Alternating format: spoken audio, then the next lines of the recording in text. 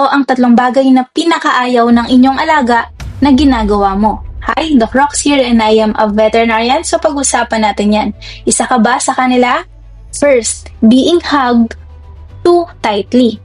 Akala natin sweet, pero sa ating mga alaga, madalas, hindi sila komportable. Baka nasa-suffocate sila, and tandaan nyo, meron silang mga balahibo, mas maiinitan pa sila. Kaya makapansin nyo kapag pinanggigigilan nyo ng akap ang inyong alaga, ayaw nila yon. Kumakalas sila.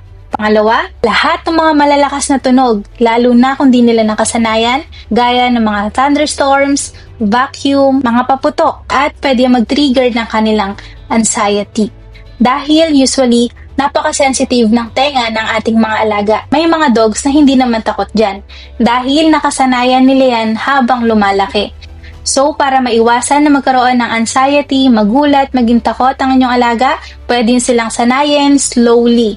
Pwede kayo mag-play ng mga fireworks or thunderstorms sa inyong mga TV at iparinig sa kanila para makapag-adjust yung kanilang tenga. And last, blower. So, kaya mapapansin nyo sa mga grooming shops, diyan nagwawala ang ating mga alaga dahil napaka-sensitive nila sa mga tunog. So, para maiwasan, gumamit kayo ng mga hair dryer na dapat hindi ganun kaingay, hindi nakakagulat sa kanila. Katulad nitong hair dryer na to, less hassle, less stressful at less gastos pa in the future sa inyong mga alaga. Kaya lang, follow for more vet tips.